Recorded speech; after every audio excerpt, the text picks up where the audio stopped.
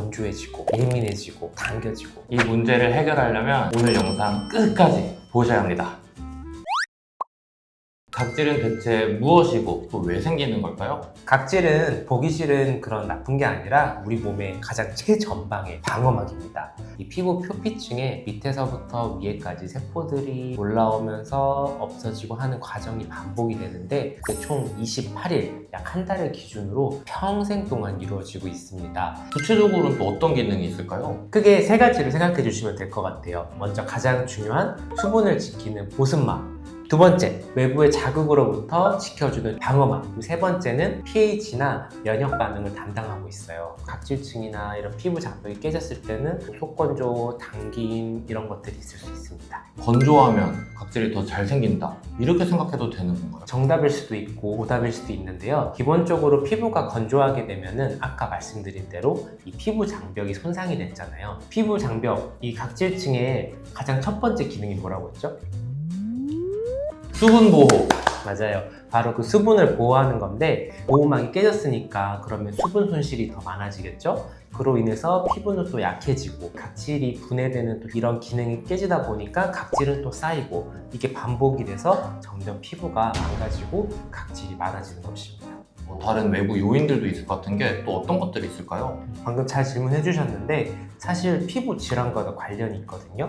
먼저 첫 번째는 염증, 면역에 이상이 있을 때 뭐 아토피 피부염, 지루성 피부염, 건성 같은 그런 것이 있고요. 두 번째는 이런 각질이 문제가 생기는 질환들이 있고요. 마지막으로 세 번째는 우리가 흔히 말하는 발에 무좀 같은 거 있을 때도 각질이 좀 많을 수가 있어서 생리적으로 각질이 생기는 경우도 있고 질환 때문에 생기는 경우가 있기 때문에 이거 잘 모르겠다, 좀 심하다 생각하시면 그 피부과 꼭 오셔서 진료를 보시는 것이 좋습니다.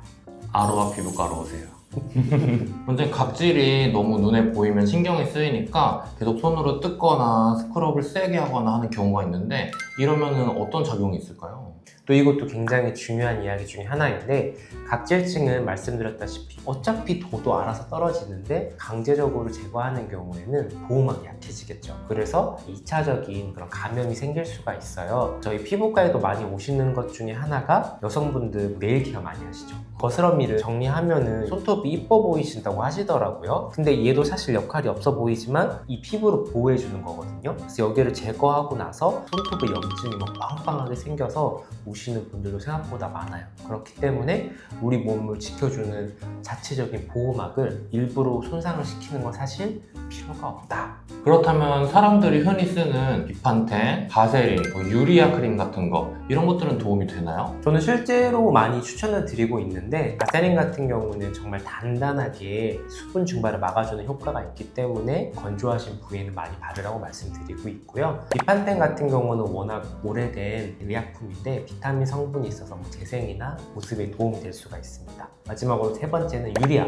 연고인데 저는 개인적으로 이 유리아 연고를 굉장히 좋아하는데 팔 뒤꿈치, 발 뒤꿈치에 각질이 되게 많잖아요. 그런 데를 계속 발라주면 보습도 되면서 각질을 좀 녹여주는 효과가 있어서 말씀하신 세 가지는 사용하시면 되게 좋을 것 같습니다. 사실 저도 모공각화증이 있어서 유리아 연고를 써봤는데 꽤 괜찮더라고요. 맞아요. 꾸준히 근데 사용하셔야 돼요. 원장님, 방금 말씀해주신 로션이랑 크림만으로도 해결이 되지 않는 분들이 계시잖아요. 어떤 처방을 해주실 수 있을까요? 보통은 집에서 좀 뭘 해보시다가 안 되면 피부과를 많이 오시는데요. 먼저 좀 심하지 않을 때는 기본적으로는 보습은 어떻게 하시면 좋은지, 예를 들어 목욕 같은 경우는 미지근한 물로 짧게 해주시는 게 좋다. 염증이 어느 정도 있다 라고 하면은 바르는 스테로이드 연고 같은 거를 써보실 수가 있어요. 그렇게 해도 좀 잘 안 나고 가려워서 또 자꾸 긁는다 라고 하면 이제 보통 먹는 약, 항히스타민, 먹는 스테로이드 이런 거를 써볼 수가 있고요.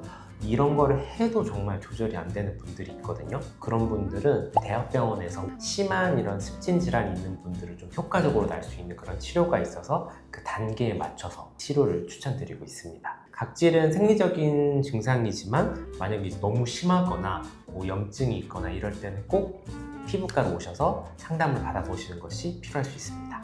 가을, 겨울이 되면서 조금씩 건조해지잖아요. 홈케어 꿀팁 좀 알려주실 수 있나요? 꿀팁이요?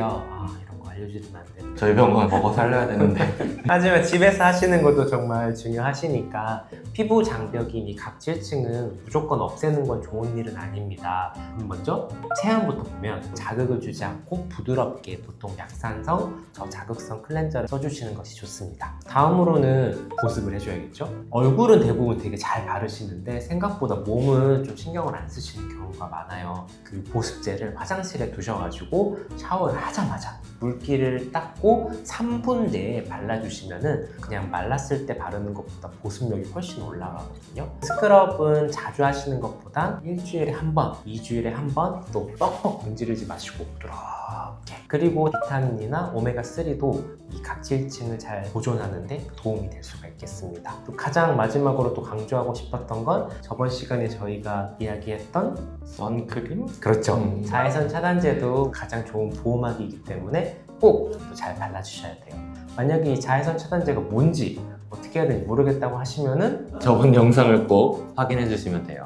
그러면은 다음에 네, 만나요. 만나요. 안녕. 그리고 원장님 저번에 릴스 찍은 거에 피부과 의사들 때 안 민다고 했잖아요. 절대 안 밀지. 피부과 의사들이라면 당연히 안 밀걸? 특히 나이가 들면 피부가 얇아지거든. 형도 좀 얇아지셨네, 나이가 들어서.